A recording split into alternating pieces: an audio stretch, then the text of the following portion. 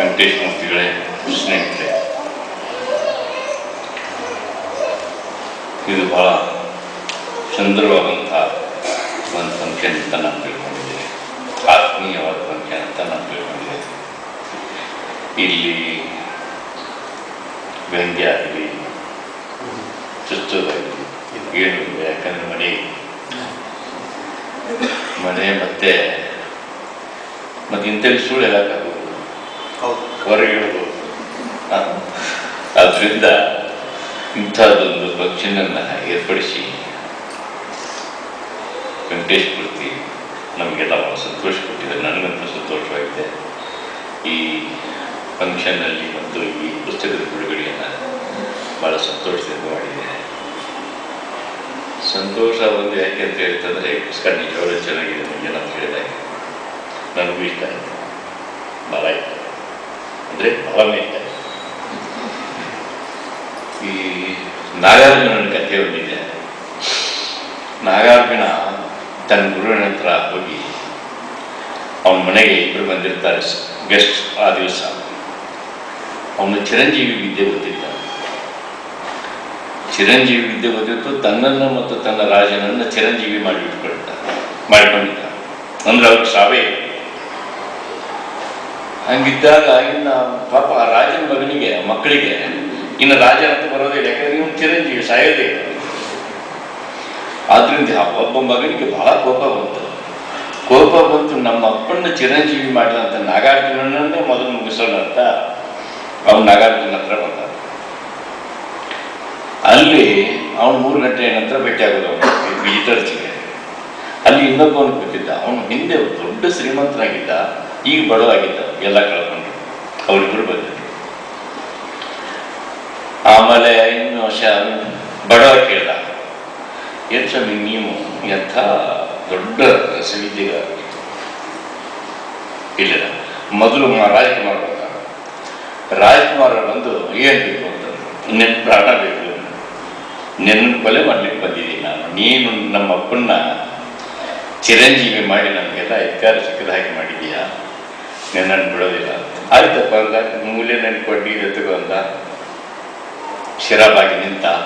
ಇವನು ಕೊಡ್ಲಿ ಕೆಡಿದ್ರೆ ಆ ಕೊಡ್ಲಿ ರಬ್ಬರಿನ ಮೇಲೆ ಚೆಚ್ಚಿದ ಹಾಗೆ ಹಿಂದೆ ಹೋಗೋದು. ಅವನಿಗೇನು ಆಗ್ತಿರ್ಲಿಲ್ಲ, ಯಾಕಂದ್ರೆ ಚಿರಂಜೀವಿ.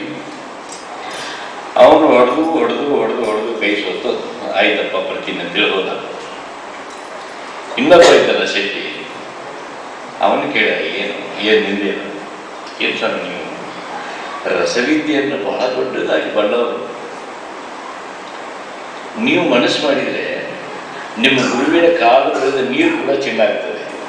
ಅಂಥ ರಸವಿದ್ಯೆಗಾರರು ನಿಮ್ಮ ಗುರುವಾದರೂ ಅವನ ಪಾದ ತೊಳೆದ್ರೆ ಆ ಪಾದವೇ ಬಂಗಾರ ಆಗ್ತದೆ. ಅಂಥ ರಸವಿದ್ಯೆ ಬಲ್ಲವನು. ಹಾಗಿರುವಾಗ ನೀವು ಇಲ್ಲ, ನಿಮ್ಮ ಗುರುವಿನ ಒಂದು ನದಿಯಲ್ಲಿ ಕಾಲ ಅವಿಡಿಸ್ತೇವೆ ಅಂದರೆ ಇಡೀ ನದಿ ಚಿನ್ನದ್ದಾಗ್ತದೆ, ಪ್ರಪಂಚದ ಬಡತನ ಹೋಗ್ತದೆ. ಒಂದು ಇಲ್ಲ, ನೀವ್ಯಾಕೆ ರಸವಿದ್ಯೆ ಕಲಿತು ನಮಗೆಲ್ಲ ಉಪಕಾರ ಮಾಡ್ತಾ ಇರೋದು? ಹೌದಲ್ಲ, ನನ್ನ ಗುರುಗಳು ನನಗೆ ರಸವಿದ್ಯೆ ಎಲ್ಲ ಕಲಿಸಿದ್ರು, ಇದನ್ನು ಕಲಿಸಿಲ್ವಲ್ಲ ಅಂತೇಳಿ ಪೂಜ್ಯಪಾದರ ಹತ್ರ ಹೋಗ್ತಾನೆ, ಹೊಡೆಯುತ್ತಾರೆ. ಅವರು ಇದೇ ಯಾಕೆ ಆಸೆ ಆಯ್ತು ನನಗೆ ಇದ್ರ ಮೇಲೆ ಅಂತ ಗೊತ್ತಿಲ್ಲ ನನಗೆ ಅಂತ. ಇಲ್ಲ, ಪ್ರಪಂಚದ ಬಡತನ ಎಲ್ಲ ಉಳಿಸ್ಬೇಕು, ನನಗೆ ರಸವಿದ್ಯೆ ಬೇಕು ಅಂತ. ಹೀಗೆ ಬರ್ಬಾರ್ದು. ರಸ ಅಂದರೆ ಪಾದರಸ, ಗಂಧ, ತುತ್ತೆ ಅಂತಂದು ಇನ್ನು 4ನೇದು ಒಂದು ಸಸ್ಯದ ಹೆಸರು ಹೇಳೋರಿದ್ರು. ಅಷ್ಟರಲ್ಲಿ ಇವ್ನು ಕಣ್ಣಲ್ಲಿ ದೊಡ್ಡ ಭಗ್ಗಡೆ ಬೆಳಕು, ನಾಗಾರ್ಜುನ ಕಣ್ಣಲ್ಲಿ ಭಗ್ಗಡೆ ಬೆಳಕು. ಯಾಕೆ ನೀನು ಕಣ್ಣಲ್ಲಿ ಒಳ್ಳೆ ಬೆಳಕು ಬೆಳೀತಲ್ಲ, ಯಾಕೆ? ಇಲ್ಲ ಗುರುಗಳಿದ್ದು ರಾಶಿ ಉಂಟಾಯಿತು. ಏನು ದುರಾಸೆ? ಇದನ್ನು ಉಪಯೋಗಿಸ್ಕೊಂಡು ನಾನೇ ಯಾಕೆ ಸಾಮ್ರಾಟನಾಗಬಾರ್ದು ಅಂತ. ಯಾರನ್ನ ಮಂದಿನ ಸಾಮ್ರಾಟನ ಮಾಡ್ತೀನಿ, ನಾನೇ ಯಾಕೆ ಸಾಮ್ರಾಟನಾಗಬಾರ್ದು ಅಂತ ದುರಾಶೆ ಹೋಗ್ತು. ನಿಜ ಗುರುಗಳು ಹೋಗಿ ಕೊಡೋದಿಲ್ಲ ಹೋಗೋದು. 4ನೇದನ್ನ ಹೇಳೋದಿಲ್ಲ ಹೋಗೋದು. ನಾಗಾರ್ಜುನ ಹೇಳಿದ 4ನೇದು ಒಂದು ಸಸ್ಯ ಅಂದರೆ ಬಿಡಿ, ನಾನು ನೋಡ್ಕೋತೀನಿ ಅಂತ. ಧಾರವಾಡದ ಹತ್ರ ಒಂದು ಬೆಟ್ಟ ಇದೆ, ಹುಬ್ಬಳ್ಳಿ ಹತ್ರ, ನಾಗಾವಿ ಹತ್ರ. ಆ ನಾಗಾವಿಯಿಂದ ಹಿಡಿದು ಚಿತ್ರದುರ್ಗದವರೆಗೆ ಎಷ್ಟು ಅರಣ್ಯ ಇತ್ತು, ಆ ಅರಣ್ಯದೊಳಗಿನ ಈ 3 ಇಟ್ಕೊಂಡ ರಸ, ಗಂಧ, ತುತ್ತೆ ಒಂದು ಬಟ್ಲಲ್ಲಿ ಇಟ್ಕೊಂಡ. ಇನ್ನು 3 ಆದವಲ್ಲ, ಇನ್ನು ಮತ್ತೊಂದು ಮೂರು ಮತ್ತೊಂದು ಅಂತ ಪ್ರತಿಯೊಂದು ಸಸ್ಯ ತಗೊಳ್ಳೋದು ಹೀಗೆ ಉಜ್ಜೋದು ಬೇಕಿದೆ, ಉಜ್ಜೋದು ಬೇಕಿದೆ, ಉಜ್ಜೋದು ಬೇಕಿದೆ. ನಾಗಾವಿಂದ ಚಿತ್ರದುರ್ಗದವರೆಗೆ ಬಂದು ಎಷ್ಟು ಗುಜ್ಜಿ ಯಾವುದು ಆಗೋದಕ್ಕೆ ಯಾವ್ದು ಆಗಿಲ್ವಲ್ಲ ಅಂತ ಮತ್ತೆ ವಾಪಸ್ ಹೊರಡ್ತಾ ಚಿತ್ರದುರ್ಗಕ್ಕೆ ಬರೋದ್ರೊಳಗೆ ಯಾವಾಗ ಹುಚ್ಚಾಗ್ಬಿಡ್ತಾವೆ. ಹುಚ್ಚಾಗ್ಬಿಟ್ಟು ವಾಪಸ್ ಹೋಗ್ತಿರ್ಬೇಕಾದ್ರೆ ಕೆಲವು ಅನೇಕ ಸಸ್ಯಗಳು ಚಿನ್ನ ಆಗಿದೆ, ಅದು ಹುಚ್ಚಾಗಿದೆ. ಅವನಿಗೆ ಯಾವ್ದು ಅದೇ ತಿಳ್ತದೆ, ಚಿನ್ನ ಯಾವುದು ಸಸ್ಯ ಯಾವುದು ಗೊತ್ತಾಗೋದಿಲ್ವಲ್ಲ. ಇದನ್ನ ನಮ್ಮ ರಾಮಾನುಜನ್ ನಮಗೆ ಈ ಕಥೆ ಯಾಕೆ ಹೇಳಿದ್ರು ಅಂತಂದ್ರೆ, ನಾವು ಎಷ್ಟೋ ಬರಿತೇವೆ, ಕೆಲವು ಚಿನ್ನ ಆಗಿರ್ತದೆ, ಇನ್ನು ಕೆಲವೆಲ್ಲ ಬರೀ ಸಸ್ಯವಾಗಿರ್ತದೆ ಅಂತ. ಬಟ್ ಏನಂದ್ರೆ ನಮಗೆ ಹುಚ್ಚಿರೋದ್ರಿಂದ ಯಾವ್ದು ಚಿನ್ನ ಆಗಿದೆ ಯಾವ್ದು ಚಿನ್ನ ಅಲ್ಲ ಅಂತ ಗೊತ್ತಾಗೋದಿಲ್ಲ. ಅವ್ರು ಹೇಳ್ತಾರೆ ಪ್ರತಿಯೊಬ್ಬ ಕವಿ ತನ್ನ ಜೀವನದಲ್ಲಿ ಸುಮಾರು ಪೆನ್ನಲ್ಲಿ ಕವಿತೆ ಬರೀತಾನೆ ಅಷ್ಟೇ. ಆದ್ರೆ ತಾನು ಬರೆದದ್ದೆಲ್ಲ ಕವಿತೆ ಅಂತ ನಾವು ತಿಳ್ಕೊಳ್ತಾನೆ.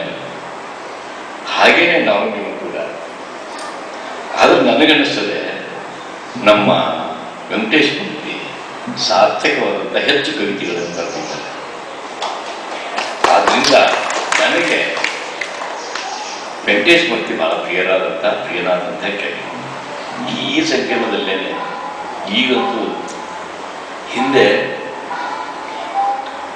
ಇವರ ಕವಿತೆಗಳು ಬಹಳ ಸೆಂಟಿಮೆಂಟಲ್ ಇರುವಂಥದ್ದು ಅಂದ್ರೆ ನನಗಲ್ಲ, ಇನ್ನು ಅನೇಕರಿಗೆ. ಆವಾಗ ಇದು ಕವಿತೆ ಅಲ್ಲ ಅಂತೇಳಿ ಒಂದು ಸ್ಟೇಜ್ ಇತ್ತು. ನಮ್ಮ ಬೆಂಗಳೂರಿನ ಮತ್ತು ಪ್ರೊಫೆಷನಲ್ ಕ್ರಿಟಿಕ್ಸ್ ಎಲ್ಲ ಇರಲ್ಲ, ಅವರು ಕೆಲವರು ಕವಿನೇ ಅಲ್ಲ, ಇನ್ನು ಈ ಮನೆ ಸಂಸಾರದ ಒಂದೆರಡು ವಿಷಯಗಳನ್ನು ತಗೊಂಡು ಪಲ್ಯ ತರಕಾರಿ ಇದನ್ನು ಬರೆಯುವಂಥ ಕವಿ ಇವನು ಅಂತ ಒಂದ್ಸಲ ಇದ್ರು. ಆಮೇಲೆ ಈಗ ಉತ್ತರಾಯಣ ಸೆಂಟಿಮೆಂಟಲ್, ಏನು ಸೆಂಟಿಮೆಂಟಲ್ ಕನಸ ಇದೆ ಇವರಿಗೆ. ಸೆಂಟಿಮೆಂಟಲ್ ಇರಬೇಕು. ಆಪ್ತರನ್ನು ಕಳ್ಕೊಂಡಾಗ ಸೆಂಟಿಮೆಂಟ್ ಇದ್ದವರು ನೀವು ಮನುಷ್ಯರಲ್ಲ, ಮನುಷ್ಯರಾಗಲಿಕ್ಕೆ ಸಾಧ್ಯವಿಲ್ಲ. ಆಮೇಲೆ ಹೀಗೆ ಏನೆಲ್ಲ ಕಮೆಂಟ್ ಮಾಡ್ತಿದ್ರು. ಆವಾಗಲೂ ಗಟ್ಟಿಯಾಗಿ ಇನ್ನು ಅಸಲಿ ಕವಿನೇ ಅಂತಾರೆ. ಬಟ್ ಈಗ ನನಗನ್ನಿಸ್ತದೆ ಯಾಕೆ ಇಷ್ಟ ಆಗ್ತದೆ ಅಂತಂದ್ರೆ, ನಮ್ಮಲ್ಲಿ ಒಂದು ಥಿಯರಿ ಇದೆ. ಈ ಬ್ರಿಟಿಷರು ಮತ್ತು ಪಶ್ಚಿಮ ಬಂದು ನಮ್ಗೆ ಏನೇನೋ ಮಣ್ಣು ಮಸಿ ಎಲ್ಲ ಕಲಿಸಿಬಿಡ್ತು. ಎಷ್ಟು ಕಲಿಸಿಬಿಡ್ತು ಅಂತ ಹೇಳ್ತಂದ್ರೆ, ಒಂದೊಂದ್ಸಲ ಕಸ ಇದ್ದದ್ದು ಕಸಕ್ಕೆ ಕಸ ಆಗ್ತಾ ಇರಲಿಲ್ಲ, ನಾವು ಚಿನ್ನಕ್ಕೆ ಚಿನ್ನ ಆಗ್ತಾ ಇರಲಿಲ್ಲ. ತಪ್ಪಿ ಚಿನ್ನಕ್ಕೆ ಒಂದೊಂದ್ಸಲ ಕಸ ಅನ್ನೋದು ಕಸ, ಚಿನ್ನ ಅನ್ನೋದು ಹಿಂಗೇನೇನೋ ಕನ್ಫ್ಯೂಷನ್ ಶುರುವಾಗ ಈಗಲೂ ಕೂಡ ನಿಮ್ದು ಯಾವ್ದು ಒಳಿತು ಅಂತೀವಿ ಹೇಳೋದಕ್ಕೆ ಪಶ್ಚಿಮವೇ ಪ್ರಮಾಣ ಆಗೋದಿಲ್ಲ. ಈಗಲೂ ಕೂಡ ನಮಗೆ ಪಶ್ಚಿಮವೇ ಪ್ರಮಾಣ ಪ್ರತಿಯೊಂದಕ್ಕೂ ಕೂಡ. ಹೇಳಿದಾನ ಏಟ್ ಹೇಳಿದಾನ ಸರಿ ಬರೋಬ್ಬರಿ ಯಾಕೆ ಈ ಥರ ಮಾಡ್ಕೊಂಡು ಕೂತ್ಬಿಟ್ಟು ನಾವು ಎಷ್ಟು ಮಟ್ಟಿಗೆ ಅಂತ ಹೇಳ್ತಾನೆ. ಅಡಿದ್ರೆ ಪಾಪ ನಲಕ್ಕೆ ಅವ್ರ ಪೂರ್ವಕ್ಕೆ ಬಂದು ಪಶ್ಚಿಮ ಬುದ್ಧಿ ಆದೆವೋ ಅಂತೇಳಿ ಪಶ್ಚಾತ್ತಾಪಟ್ಟು ವಾಪಸ್ ಬಂದರು. ಬಟ್ ಅವ್ರ ಶಿಷ್ಯರು ಅಲ್ಲೇ ಕೂತಿದ್ದಾರೆ, ಅಲ್ಲೇ ಇದ್ದಾರೆ, ಅವರು ಅಲ್ಲೇ ಮನೆ ಮಾಡಿಕೊಂಡಿದ್ದಾರೆ. ಅವ್ರ ಮನೆ ಅಲ್ಲಿ, ಇಲ್ಲಿರೋದು ಸುಮ್ಮನೆ